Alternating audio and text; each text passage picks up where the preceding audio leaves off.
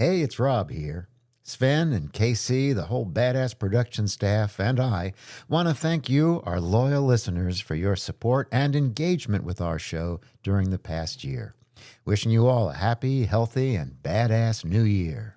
Are you longing to feel connected and not so alone? Longing to be happy and more alive? Badass Counseling is excited to announce the creation of Community Plus, a subscription-based private group of folks just wanting to more closely share their soul journey together with like-minded folks and with me, Sven. For a monthly fee, you'll get bi-monthly live Q&As with me, Sven, giving you a better chance of getting your own questions answered. A private community feed for you to post pictures, successes, struggles, joys, even the occasional cat picture, creating greater connection and help for healing and growth. Random drawings for free small group sessions and drawings for private coaching sessions with me. Priority access to becoming a guest on the Badass Counseling Show podcast. Unlimited access to my DIY video courses, Healing the Soul and Unleashing Your Greatness. And so much more.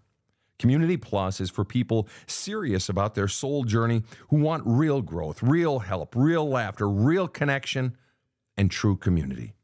Join us now at badasscounseling.com. From the New York City area, welcome to the Badass Counseling Show, where the master badass himself, Sven Erlandson, takes you deep and gives balm for the soul, baby.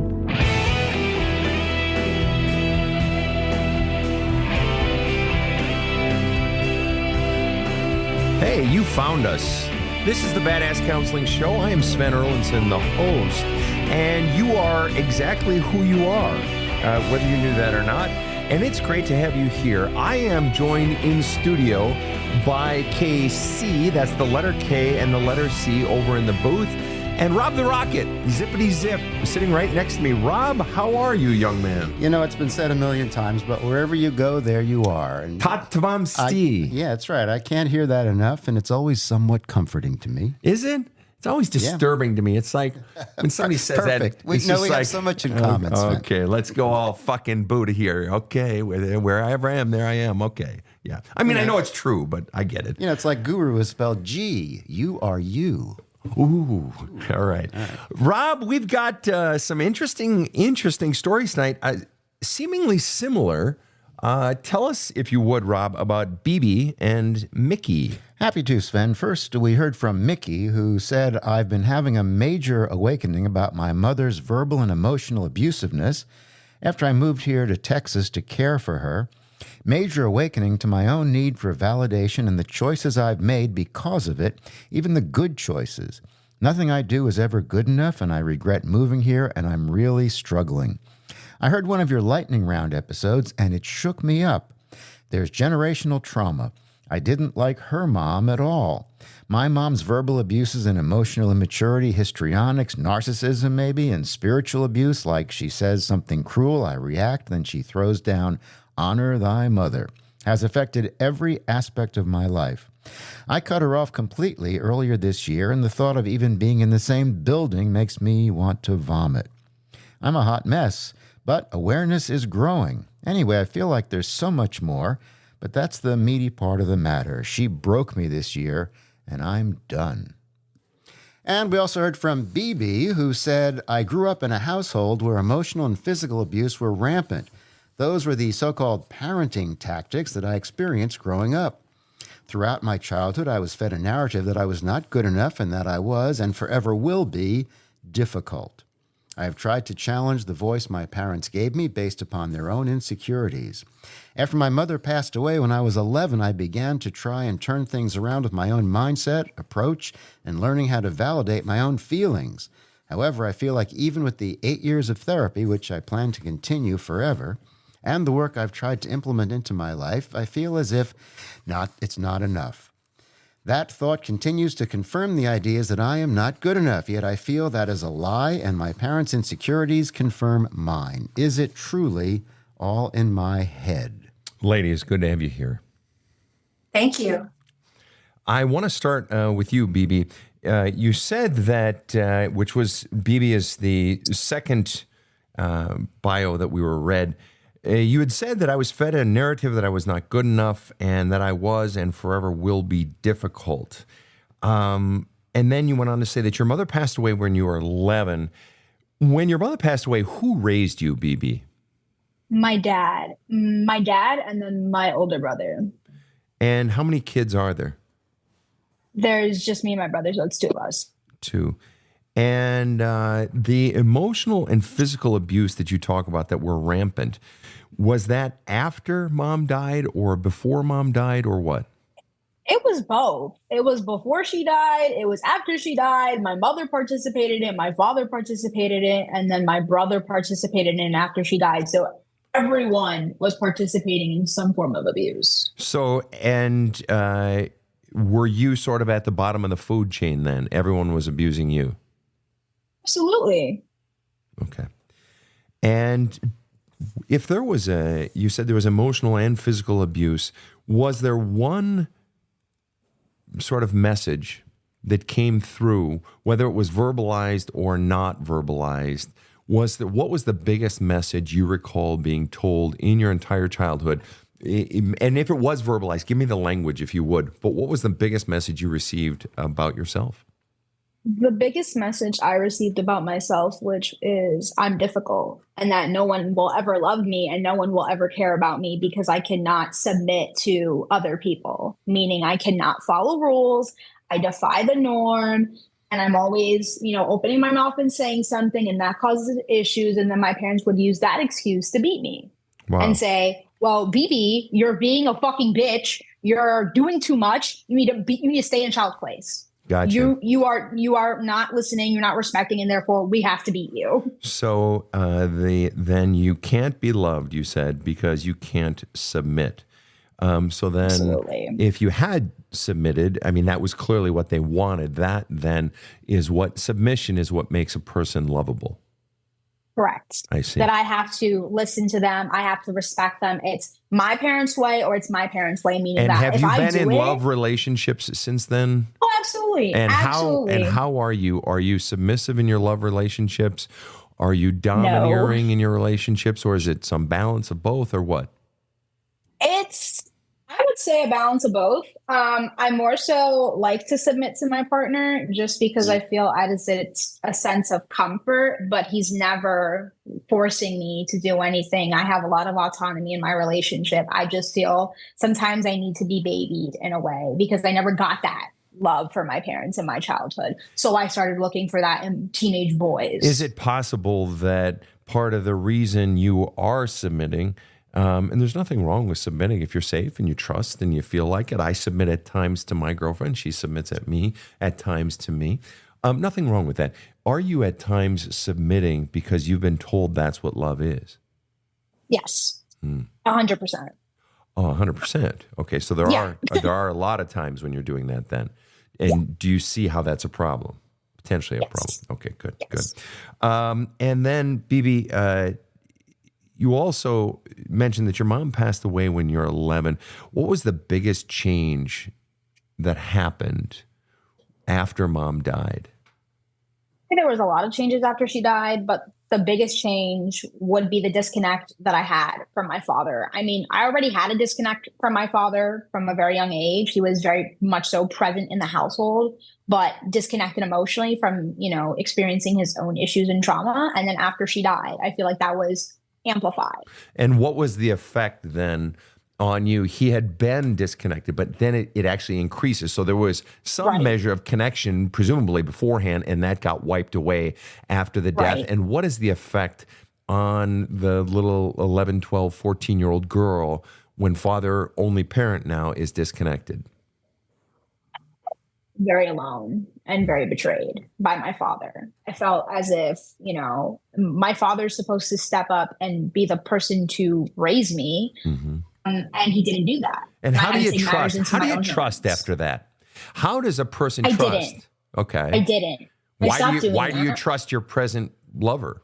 If you do trust them, because why? he made me feel safe. And what did he do? How, what did he do to make you feel safe and to prove to you? He comforted me, he spoke to me, and he proved to me that he was not going to hurt me.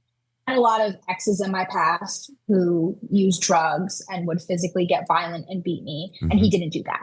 Okay. And every time I felt like I was being difficult, he would reassure me, you're not being difficult. It is your parents and we need to make a change. And by we, how I mean, long? I have to make a change. How long have you two? Wait a minute. You just said, and we need to make a change, and then you said, and by we need to make a change, I need to make a change. Is that him talking or you talking? It's him talking, like, I'm going to support you, but you're ultimately the person who has to make that change. I can't do it for you, but I want to help you. How long have you two been together? We've been together for almost 3 years, but we've known each other for 5. Oh, that's great. Great. And all right, I want to flip over to Mickey here. Mickey, you were talking about your mother and her verbal and emotional abusiveness. You moved here to Texas to take care of her. Yes. And the verbal and emotional abusiveness was happening after you moved there to take care of her.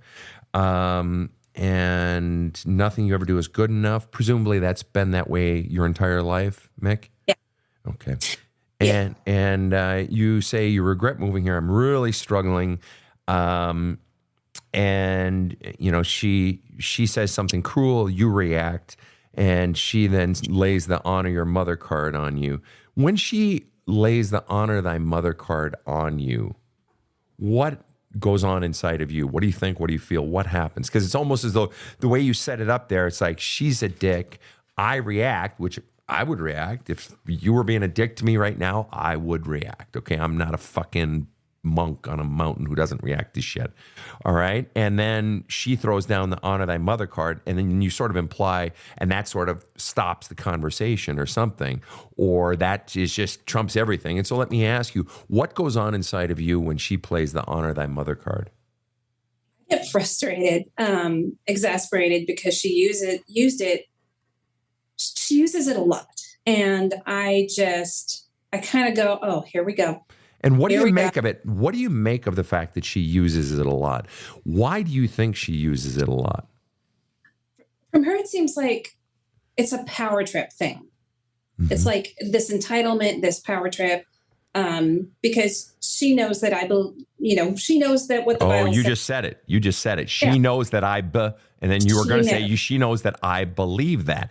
So it's not just that it's a quote unquote power trip. It works. It gets you to shut the fuck up and back the fuck down. And you said you get frustrated, which means clearly all she has to say is, but I'm your mother. You fucking owe me. Honor your mother. And you're like, oh, right. And every single time. Let me ask you, so you believe, as you started to say, and then you caught yourself, the honor thy mother, that you are obligated to honor her despite the verbal and emotional abusiveness. Is that correct? Yes or no? It comes down to that, yeah. Did you grow up, was your mother verbally and emotionally abusive? It would be so subtle. It would be really subtle, really insidious.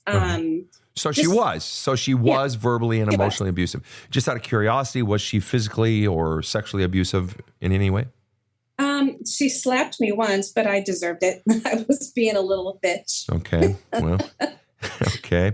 I was fighting back, Some would say that children don't deserve it. Some would say, argue with that. But the point is that let me ask you this. If she had been physically abusive towards you, or even now were physically abusive in her old age, and then played the honor thy mother card, you would still likely back down? Is that accurate to say? Even if she were physically... At this point, I'd be like, no, bye. But you say she plays it regarding, saying something cruel. You get frustrated. She plays the honor thy mother card. You get frustrated. You back the fuck down. So clearly it has power over you. So you believe that she is basically entitled to be a fucking asshole to you and then play the honor thy mother card. I don't believe she's entitled to that. Not anymore. It's just, I've gotten to a point where I'm like, you know what? Just, I don't want to deal with you. You're playing that card like. Okay, so then tell me, to what degree does a person have the right to play the honor thy mother card? In other words, I want to know, to what degree what percent do you believe, even now, be fucking honest now, you be honest. what percent do I still believe that I have to honor her basically no matter what the fuck she does? What percent? Be honest. 30. 30%. All right. 30. Now, just out of curiosity, I want to get a read on you, Mickey. Are you, when you tend to assess other people, whether it's, Jim, the checkout guy at the grocery store, or whether it's, your boss, or whether it's your best friend, or whether it's, whatever, when you are assessing another person, do you tend to give them a benefit of the doubt or be a bit sort of harsh in your own personal assessment of other people? I give them the benefit of the doubt. And when you're assessing yourself, do you tend to give the benefit of the doubt or be a little bit extra harsh when you're assessing yourself? Oh, harsh. Yeah, I figured that. Okay, so then when you're mentioning that number 30%, that you still feel like, you got to give her the benefit of the doubt, or you got to, you believe in the honor thy mother, is it possible that maybe you kind of you didn't give the benefit of the doubt? Is it possible that number is a bit higher, that you actually believe a little bit more that you should give that you should honor your mother and so on and so forth? Is it possible that the number is actually higher? Yeah, it's been ingrained in me for so long. Right. So if you were to, and you don't have to, but if you were to change that number, what might the number actually be? 50. 50%. Right. So then what you're saying is that basically, if a child should honor thy mother and presumably father, roughly 50% of the time, even when they're verbally and emotionally abusive, basically, BeeBee should shut the fuck up. BeeBee should shut the fuck up, honor her fucking father, and quit being a little fucking defiant, difficult little bitch. Can you look another woman in the face? Man, if I had a man, I'd say, man, can you look another woman in the face and tell her that she should honor her father, who was verbally, emotionally, and physically abusive? I mean, there's that element too, that she should honor her father. Can you say that? God, no. Okay. No, so then not why? that. So then why are the rules different for you? That's a good question. And take a poke at it. Probably because I want to be the good daughter to her. There you go. That's right. And why do you think you want to be the good daughter to her? What's the goal? For her to actually accept me for who I am. Hey, there it is. There it is. How great would that be? And just out of curiosity, how old's Mom? 80. She turns 85 on the 12th. I see. And if I may, how old are you? 52. 52. And in your 52 years, have you ever known your mother to not be generally verbally and emotionally abusive? She has her good moments like people do, but I mean, I've got stories from my teenage years. Okay. So in your teenage years, but not younger. Did your mother undergo some massive transformation of character that all of a sudden now in your teenage years, she's being verbally and emotionally abusive? I don't know. I mean, I've had therapists tell me that I have big gaps in my memory. And I'd say, I know there's certain things I can't remember. Fair enough. Then what's the absolute earliest memory that you have of your mom being verbally or emotionally abusive? Probably about 18, 17. 17 or 18. And unless your mother did undergo some massive transformation of character, which you would likely have some memory of, my God, Mom just changed. After her cancer surgery, she just fucking completely changed. Or you know what? After Mom died, to BeeBee's story, after Mom died, Dad just got even worse. In other words, there's a memory of it. You would likely potentially have some memory if Mom underwent some massive transformation of character. Thus, if you don't have that memory, it stands to reason that who Mom was when you were 18 is precisely who she had been when you were 8. So it's quite possible. We know definitively that if you're 52 now, we know definitively that you have a 34-year pattern of behavior of your mother being verbally and emotionally abusive, a 34-year pattern of behavior that you've been good girl, hoping that pattern of behavior would change. BeeBee, do you believe that you're obligated to honor your father? Absolutely not. No. What's your relationship? What's your relationship presently with your father, BeeBee? Very fucking strained. I don't speak to him. I don't talk to him. We currently live in the same household, but we choose not to interact with each other. I see. If you were to be totally honest, what percent do you still want dad's acceptance, dad's love, dad's approval? 95%, because I'm constantly thinking, I'm in undergrad currently. So I'm constantly thinking, I have to get this degree for my parents. It's for my parents. They sacrificed so much for me, yet they physically and emotionally abused me my entire life. And then covered up that by saying, oh, but we love you. You don't fucking love me. You don't care about me. The message was, I don't give a fuck about you, and it will always and forever will be about me. And yet 95% of the time, yes, you're so very much wanting, so desperately wanting that confirmation of your worth, that acceptance of you, for him to wrap you in his arms and say, my dear girl, I'm so sorry. You are wonderful.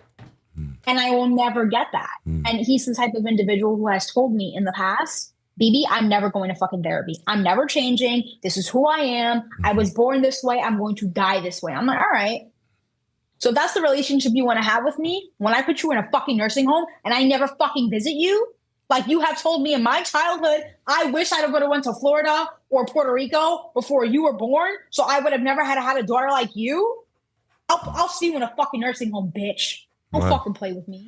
Well, and apart, let me ask you this. If you weren't living together, I assume you're living with him because you kind of have to because of money situation. Money? Yes. That's all right. That's all right. I understand. If there weren't that money situation, what percent of interaction would you have with your father? 0%. I would cut him off completely because I don't care if you're my father. You don't have the right to put your hands on me ever. It doesn't matter what age I am. And then say, oh, but I love you. Does he still do that? But that's not love. No, it's not. No, he doesn't. He doesn't physically abuse me, but it's more of like the emotional taunting. And let me ask you, BeeBee, do you journal at all? I know you're seeing a therapist, but you do journal? Every day. Okay. Every day since 7th grade. And I want to get into that with regard to both of you, BeeBee and Mickey, but we're going to take a quick break first. My wife pushed me to watch this guy's TikTok videos, so I finally caved in, and holy crap, blew me away. I started watching more, and every time he opens his mouth, I get blown away in a whole new way. So I finally bought his book, There's a Hole in My Love Cup. To say I got an ass kicking is an understatement. Much needed. It was like having my own personal tough therapist who just gets it. So go do yourself a favor. Get There's a Hole in My Love Cup. It's powerful stuff. This show provides soul counseling intended to entertain and inform and is not medical advice.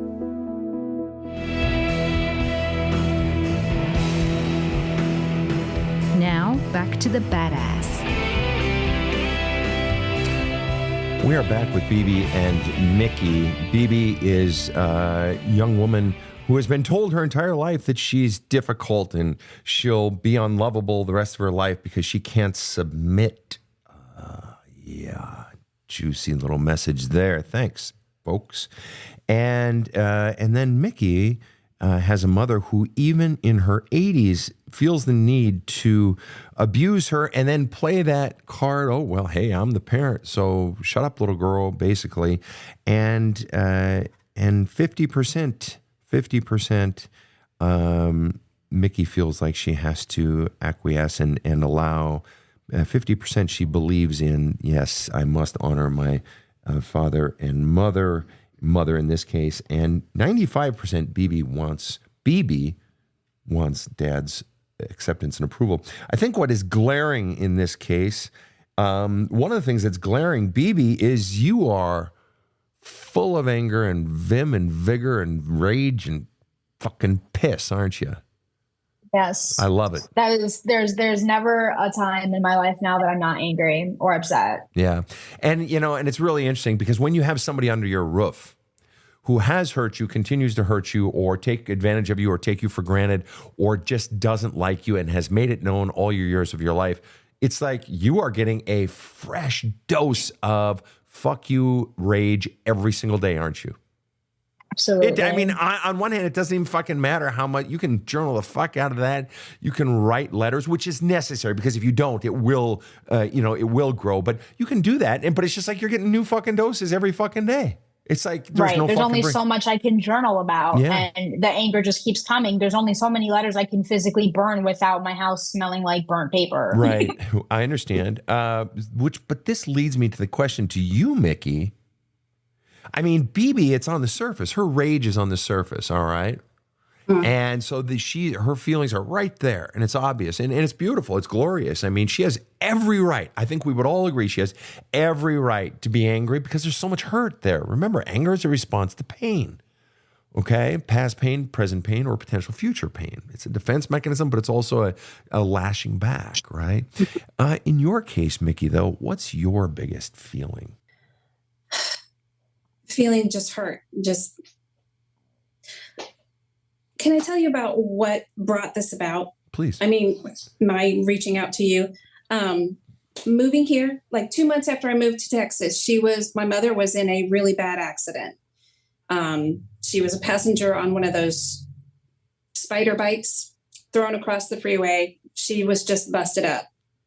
So automatically, I was already here. And so automatically I went to full-time caretaker mode. She was in the hospital for weeks and then in rehab for months and then in a wheelchair after that. And I took care of all her business, all of it. Just took care of her dog, took care of her house, took care of her bills, everything. When she came home, was in the wheelchair, procured the wheelchair for her, helped her with the insurance, all this stuff, took care of her completely. Okay. And all that year, 2022 was a bad year for her, helped her through a bunch of stuff. And then in late 2023, I don't know why she said this. It was Christmas Day. She had declined coming over, even though I told her the door was open. She sent me a message and it said, it's not just you. Quote, it's not just you. I have 2 other adult children and 4 grandchildren that don't care about me or love me either. And I thought, what? What? After all that, I don't care or love you. And I kind of shut down for a while. I shut down. I'm done. And she sent a message to my husband and it said, I feel sorry for you. And that was basically throwing me to the ground after everything. And I'm like, oh, F you, Mom. Fuck you, Mom. Fuck you. I'm done. I'm out of your life. I can't do this one more second. And I just broke. Right. Of course you did. We'll be sending BeeBee over there to take care of your mother shortly. Yeah, girl. BeeBee, you have a mission. Unleash hell. I am on it. All right. Mickey, what's interesting, Mickey, at the end of your story there, you basically said, F you, Mom. And, you were obviously angry and so forth. But when I asked you earlier, what's your biggest feeling? You said, sadness. And understandable. Let me ask you, how difficult is it for you to tap into your anger?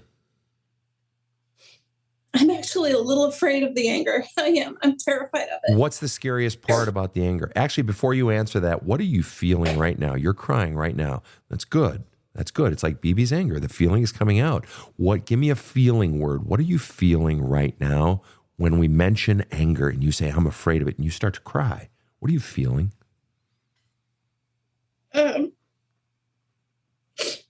Just give me a feeling word. Give me a feeling word. Feeling word.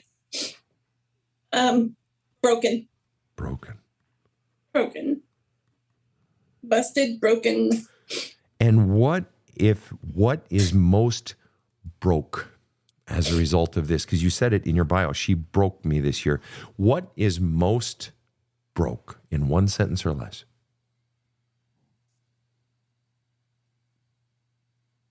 It's all for nothing. All for nothing. My heart. Okay. All for nothing. In other words, what that implies is that prior to her breaking you, it wasn't for nothing yet.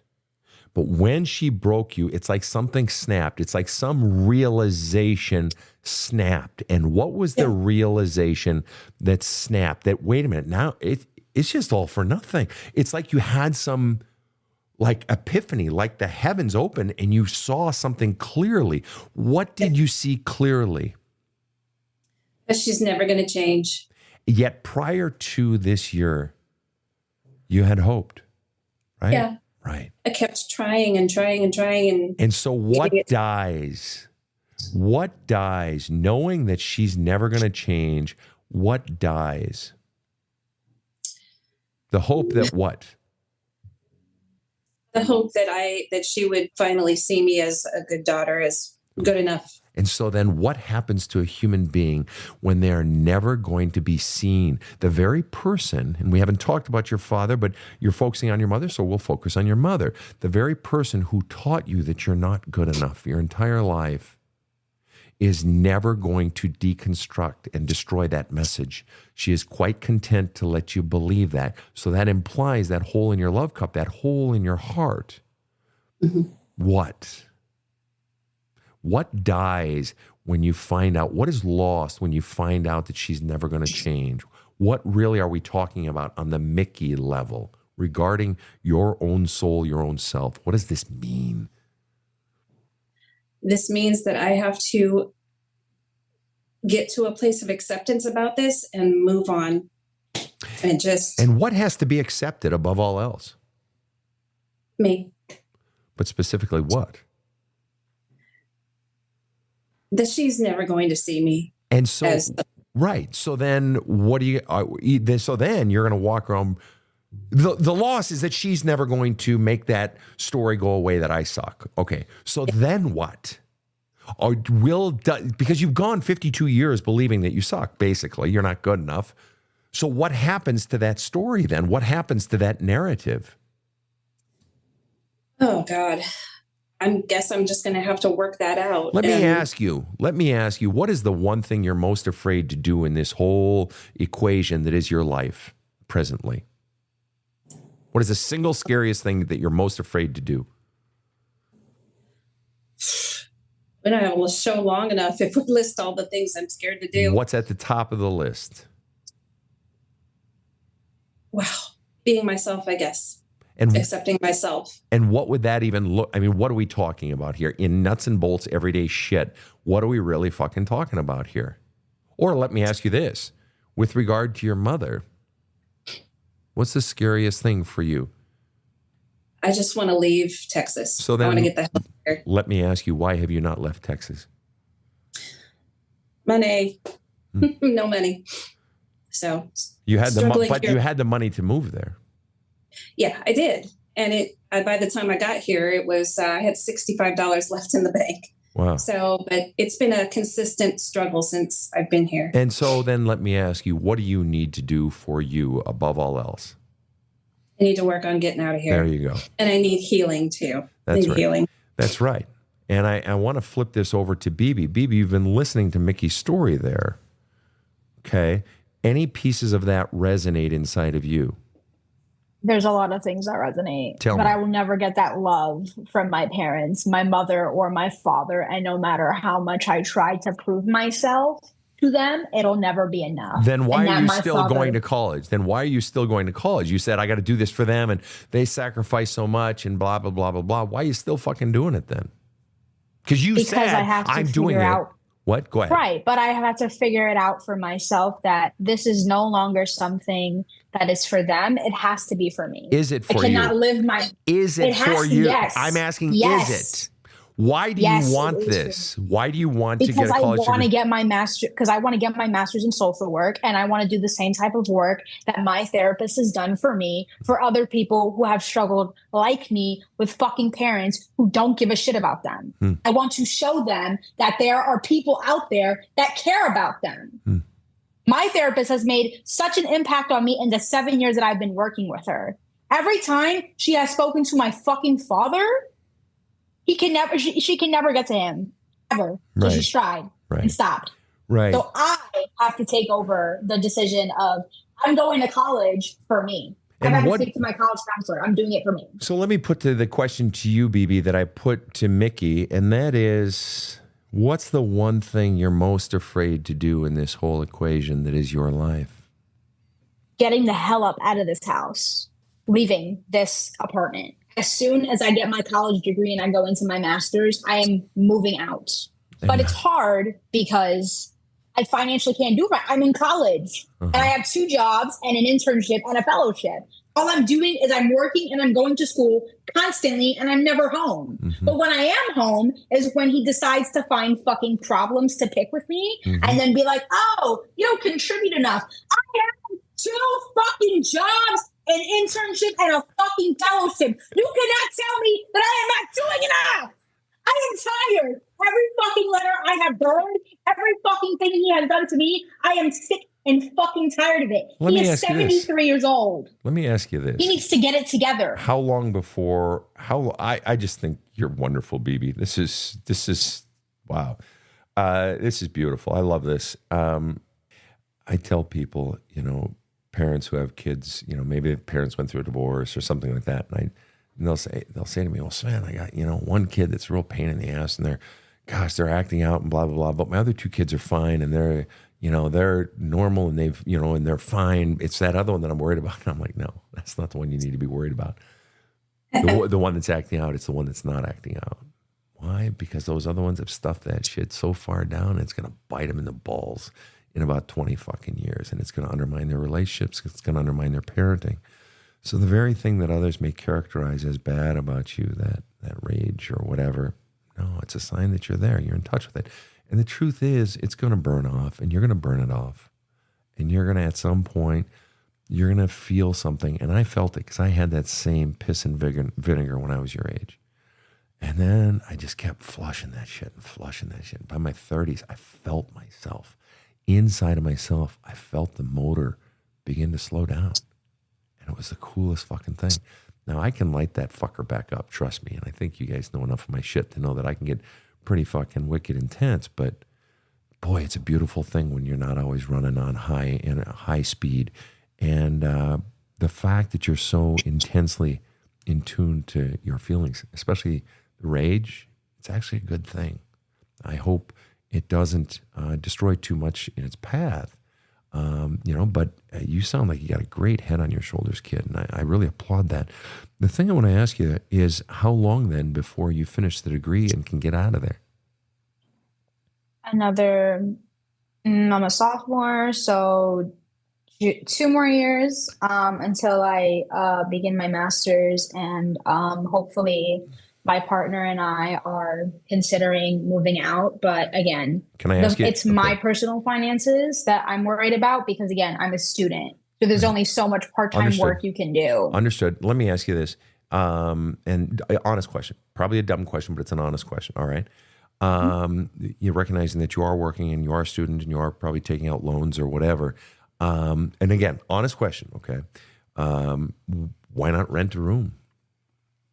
I want my own space. I understand but it feels like, and it's weird because in my home, I don't feel like I have my own space. But then if I rent a single room, I feel like, okay, now I'm put even more into a box where it's just, this is my room and that's it. I want my own space. I want my apartment to be my own. Understood. I totally understand that. Okay. That's why I haven't gotten a room yet. Understood. If I move out, hold on, it's kid. like, oh. Hold on, kid. Hold on. Slow down. Slow down. I totally get that desire. I do. But I also know that, for instance, when I moved to Los Angeles for the first time, I rented a room. It was a 1-bedroom apartment, and I rented from the living room from a guy. His name is Jay, and we are best friends to this day. And largest classical music collection I've ever seen of anyone, and brilliant guy, and so I know what it's like to be in a small space and so forth, and desire to have your own space. But I'm not trying to push you to take any particular action. I'm just trying to drill down to what's really going on inside of you. So in other words, you're telling me that basically you could move out.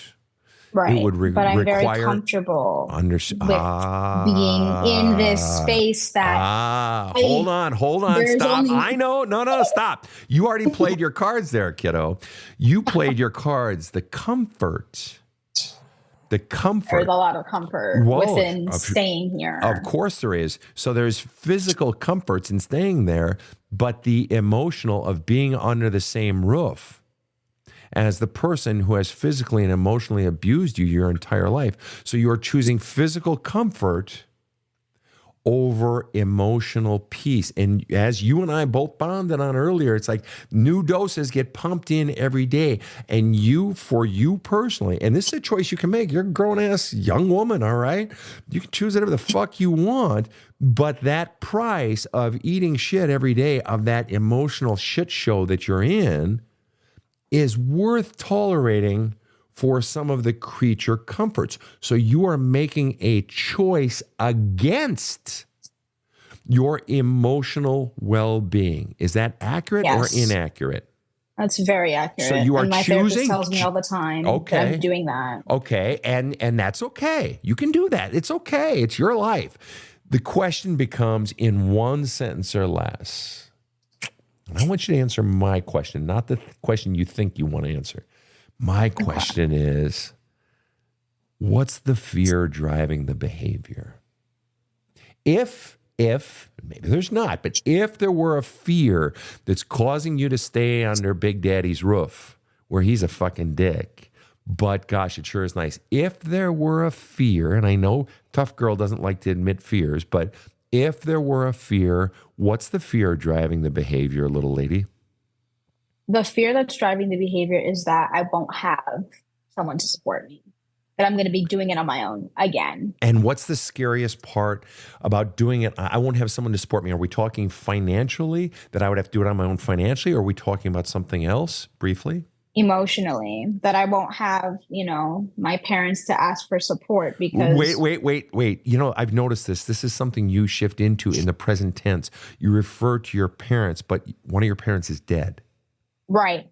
Okay. Because I'm actively grieving her and I want her love and support. But again, she's dead. So it's And why hasn't she hard. given her love and support?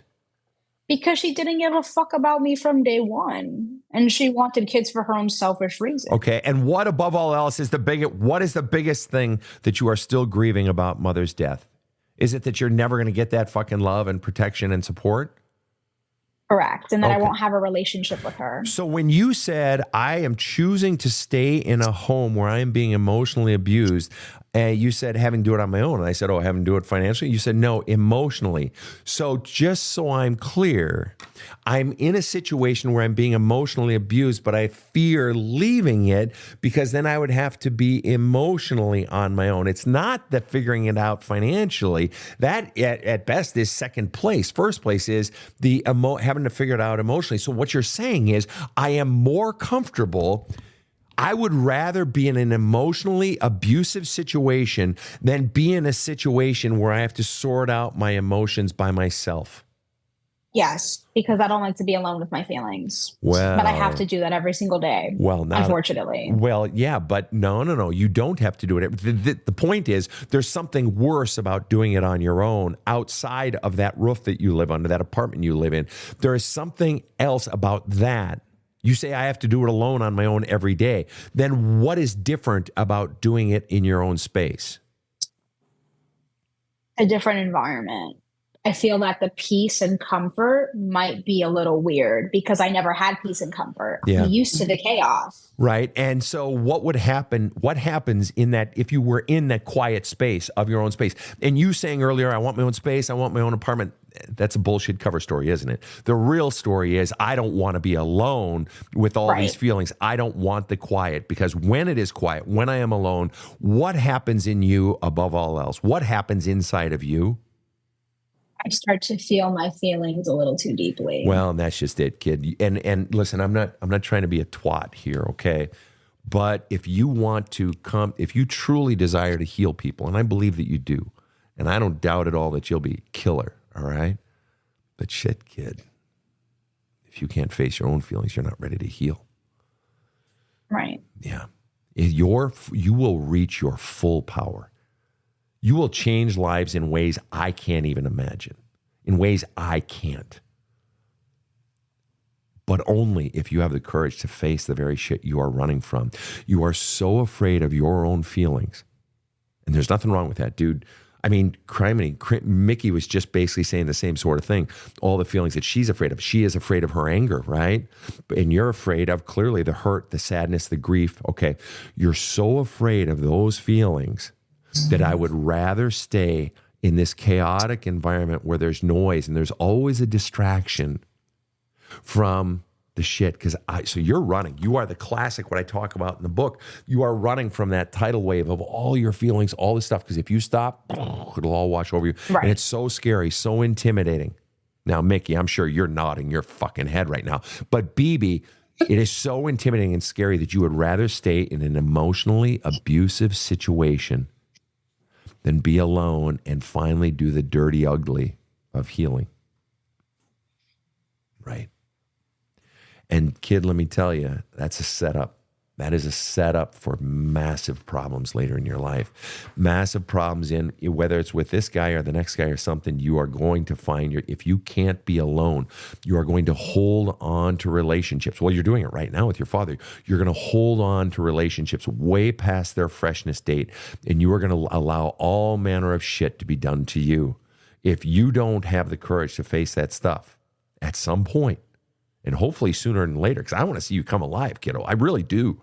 But if you don't face that stuff, you are forever going to be running from, that grand fear of your love source, running away from you, walking away. Because as long as you got that chaos around you, as long as you have someone even giving you just a little cap full of love, as long as you have that, you'll hold on as much as you can. Why? Because once you leave, all my feelings come up. So you have to hold on. You'll let all manner of shit be done to you for fear of them leaving you, because then you're alone with your fucking feelings. If you want to truly find your superpower, you have to be alone. You have to go into the shit. And the rage that you have, totally justified, totally fucking justified. But that rage you have is a smokescreen for you having, as long as you stay in that fit of rage, right? And I want you to have that rage. I want you to flush that out. So that's good. But the point is, all of that noise gives you a smoke screen so that you don't have to face the quiet, nasty, ugly, dirty, disgusting, hard, heart-thumping shit inside of you. That's where you got to go, kid. If you want to heal, that's where you got to go. Mickey, I'm flipping it over to you now. What did you hear in that story, in me talking to BeeBee? What resonated with you? When you were talking about how people would walk all over her, like she'd be just accepting little tiny tidbits of love, and I did know that something. Do you know something about that, Mickey? I do. I know something about that. Yeah, I spent a lot of time in crappy ass relationships that should have ended. Treated like crap by people, walked all over. And why'd you stay in them, Mick? Because I was hoping for something to change and hoping that for a little bit more, and it never happened. And of course, I did a lot of leaving, and and a lot of people left me too. So it just was not. I spent about 2 years alone after the last bad relationship, and it was the best. I can tell her, it's the best thing you could possibly do is give yourself some time and be alone and process, because it does help. It really, really, truly does. Well, and to your point, Mickey, I mean, she's got a great boyfriend, lover now. It sounds like lovely person, but the notion of, gee, if I jump right from daddy's home into a home with lover, there's never that room to, even though if the lover's a great guy, okay? Yeah. There's never that room to just be me and to be forced to face the shit. So you're going to forever be seeking distractions and so forth. And so I want to ask this question of both of you, but I'm going to ask it of Mickey first.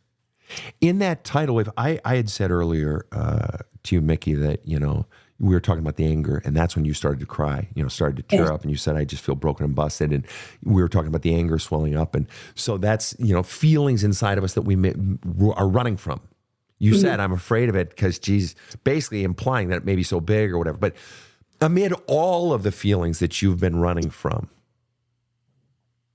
amid all the feelings, all the thoughts, all the realizations, all the truths, what is the single biggest truth, or single biggest feeling, or single biggest epiphany truth that you're most terrified to sit with and face and feel? What's the whopper for you, Mick?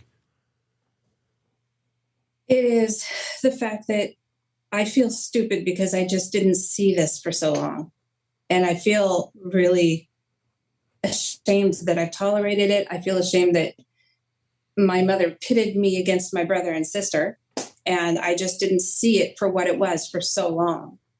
I feel stupid sometimes, really stupid. And so let me ask you, is that bigger for you than the pain of facing, I'm never going to get mom's love? Is that bigger for you than the pain of, where the fuck was the old man? He fucking betrayed me. He didn't fucking protect me. Is that bigger for you than, gee, I've been alone my whole life? Is that feeling stupid that I tolerated all of this? Is that the biggest of all? Is that the biggest? And it's okay if it is. I just want to be clear. Mm-hmm. Yeah. Okay. Yeah. I just feel like, yeah. You feel like basically I've wasted it. Why the fuck? I've wasted my life. Why didn't I see this? I've wasted my life. Yeah. Yep. And you're tearing up right now. And I got to tell you something, Mickey. Literally every single client I have.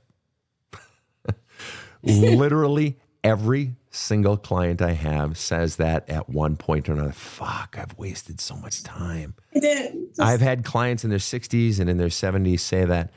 I've been telling a story lately about a young man who cleared me to tell this.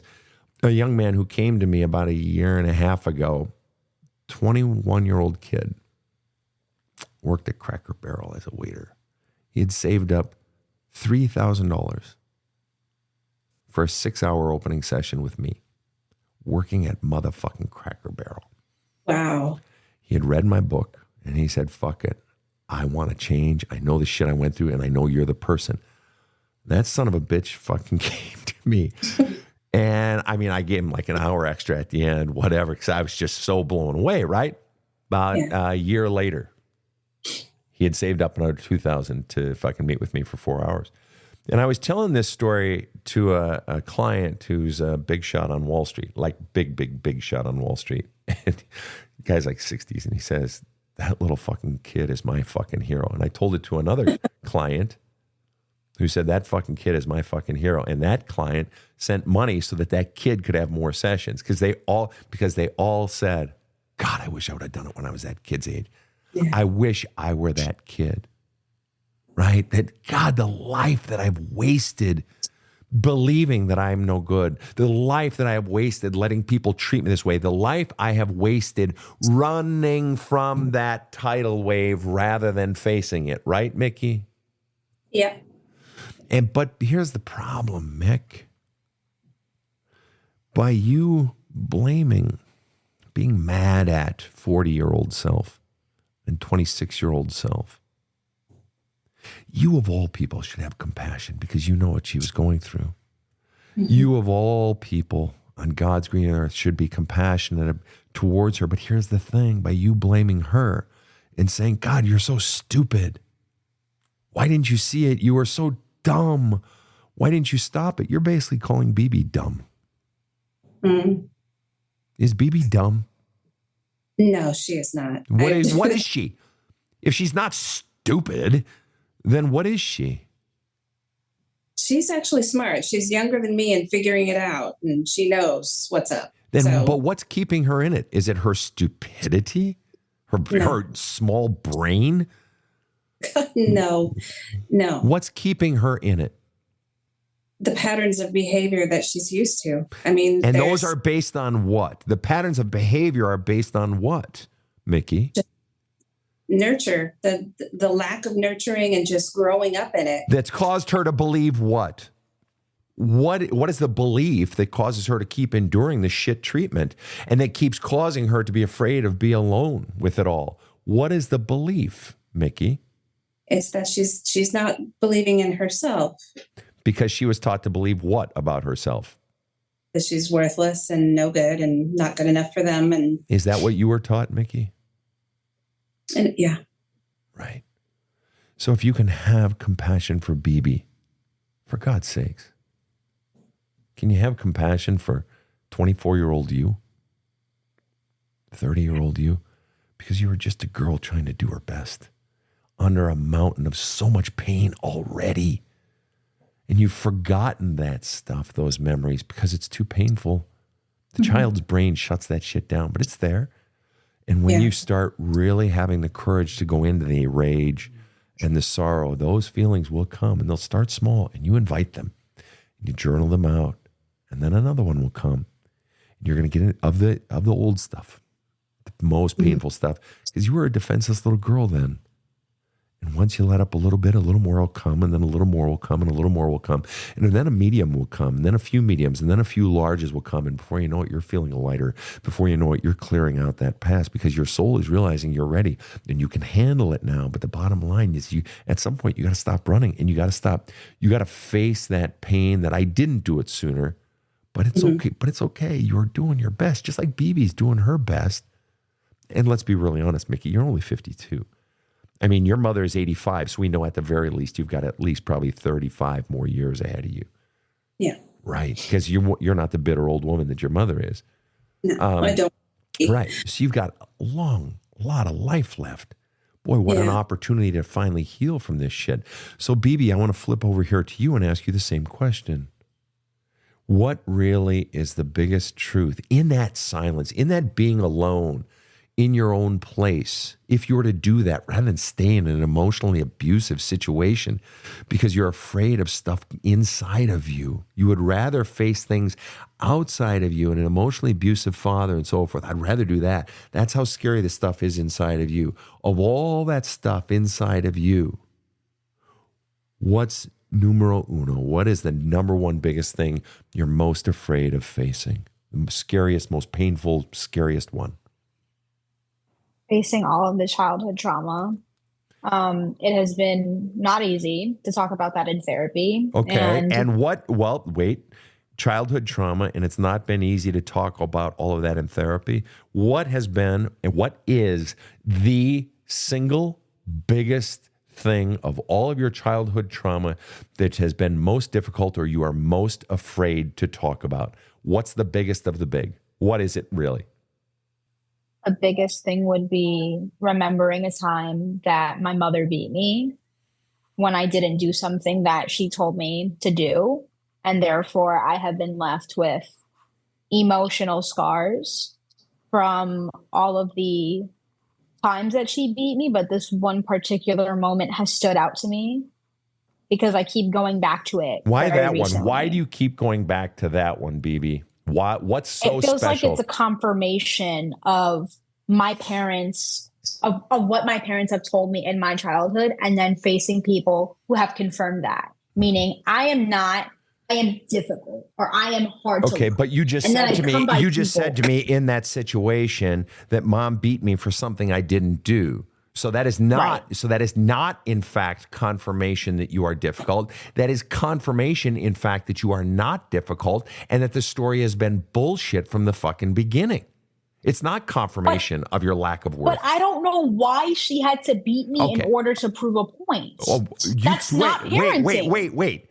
You think she was beating you to prove a point? Oh, kid. Yes. Oh, yes. Oh, no, kid. She wasn't beating you to prove a point. No, she wasn't beating you to prove a point, kiddo. It feels like I was difficult. And it feels like that because that's what you were told. Right. But no, she wasn't beating you to prove a point.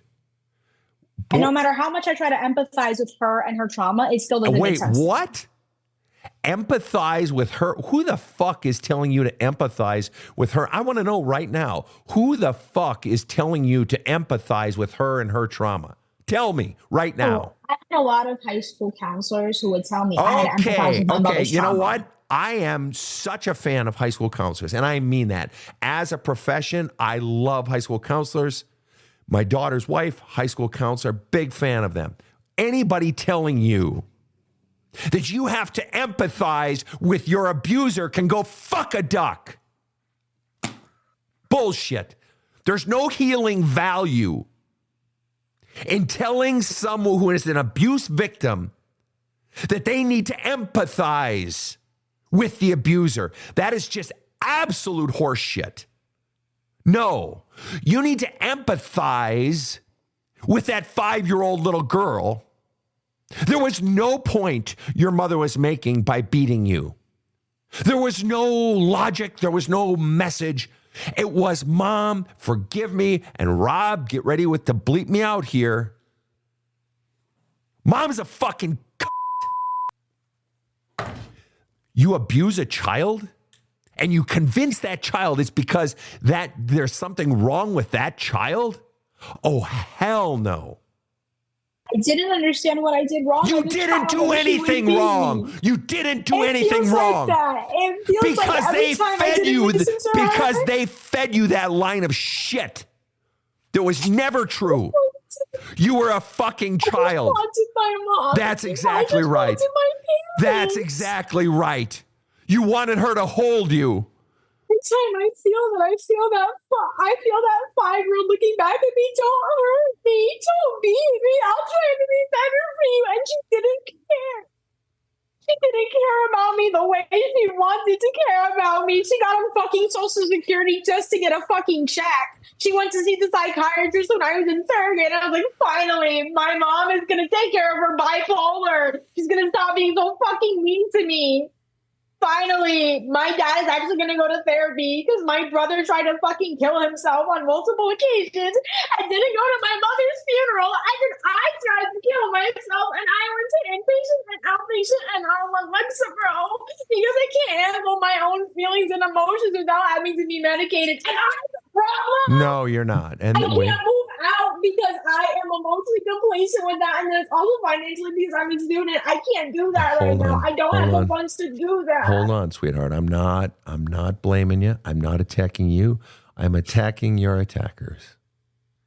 I am tired of them. I know. I am tired and of you him doing opening this to up me. and you opening up to those tears just now.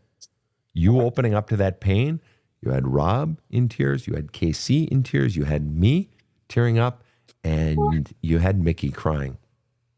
I love my mommy. I don't know what I You've wanted your mommy your whole life to hold you. My mom was always waiting for her death since I was like 5 years old. I can remember, when I die, it's like, why are you preparing for your death? I needed you. I needed you to be a mother. When I was in 7th grade, I would sit in the park and watch little girls play with their mom and be like, why couldn't that be me? Why couldn't Vivian be there for BeeBee? Yeah. Why couldn't she do that for me? Why did she not take care of herself? That's right. Why did she die in her early 50s? Why did she have me in her early 40s? And what's the saddest part?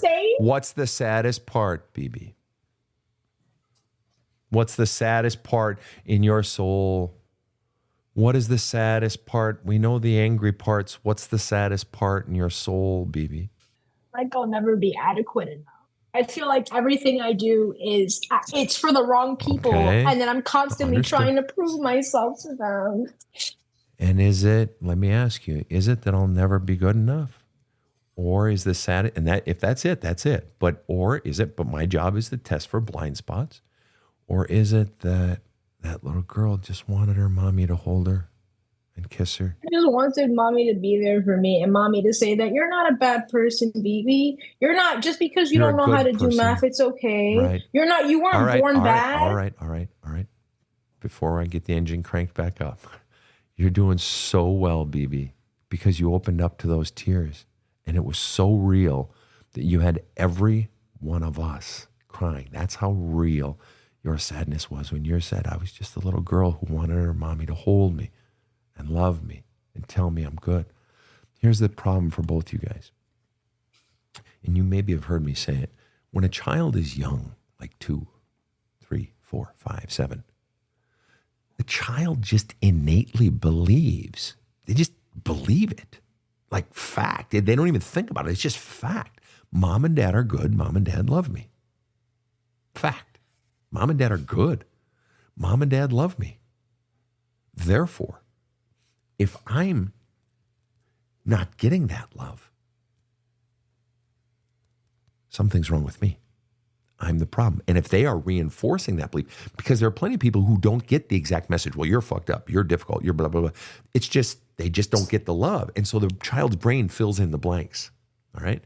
In physics, they say nature abhors a vacuum. So in that vacuum, in that emptiness, the child will create a narrative. Well, if I'm not getting love, obviously I'm the problem. Why? Because mom and dad are good and mom and dad love me.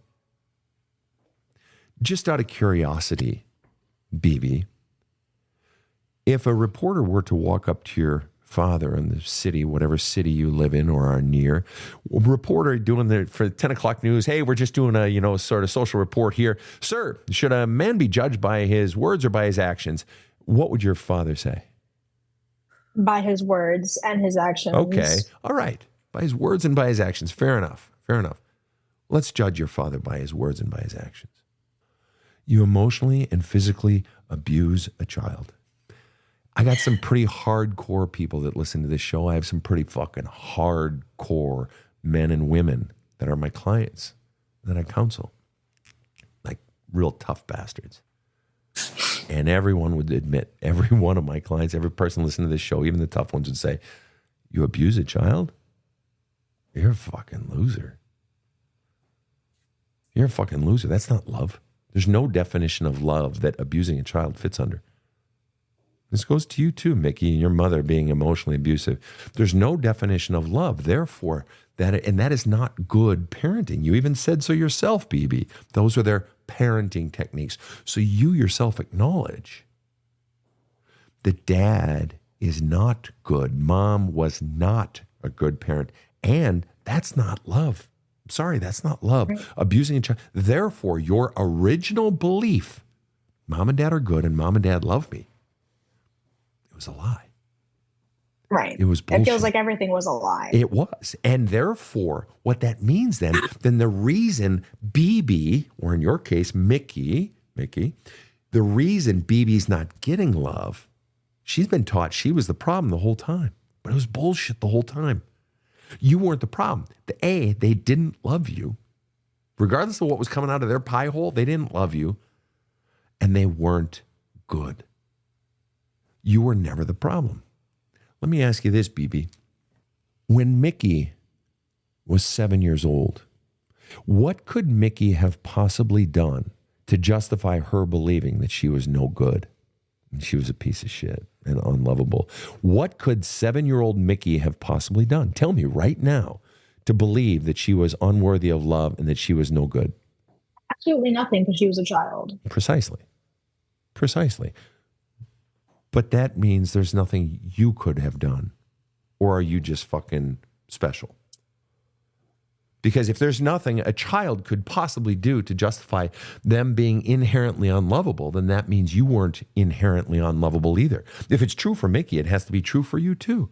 Is it possible you were a sweet, cute, smart, creative, playful, rambunctious, ornery when you didn't get your nap, steal a little extra cookie when you could? Is it possible you were a normal, wonderful, sweet, smart little girl? Is it possible? Yes. Is it possible there was never anything wrong with you? Yes. Right. And what that means then is your real healing. If you truly want to heal, BeeBee, furthermore, if you truly want to be a healer, but if you truly want to heal, you have to turn and face that wave. That's it. End of story. That is the whole story right there. There's no actions. There's no amount of therapy. Hell, you might as well save your money on therapy if you're not going to face that tidal wave. There's no amount of anything that is going to save you long term until you turn and face the tidal wave. And Mickey, you know I'm talking to you too. So let me ask you, Mickey, and I'm going to, the final question for each of you, but Mickey, do you think you're finally ready to face the tidal wave? Yes. Why now? Because I feel like I'm going to be stuck in this, not necessarily geography, but just in this crap that I feel like I'm living in. And it's time to face it, because I cannot keep going the same way. I can't. That is exactly right on all counts. And this is why in the book, and I don't know if both of you guys have read the book, but this is why I say change will not occur until the pain gets bad enough. And when you are so terrified of all that sadness, in your case, BeeBee, all the sadness in the tidal wave, and in your case, Mickey, all the anger and rage and hatred in the tidal wave, when you're so afraid of that, that you just keep running, then eventually the pain of running and the pain of being afraid and the pain of being broken has to get so bad that basically, listen to this, the pain basically finally gives you the courage to face it. How fucking weird is that? That pain brings courage.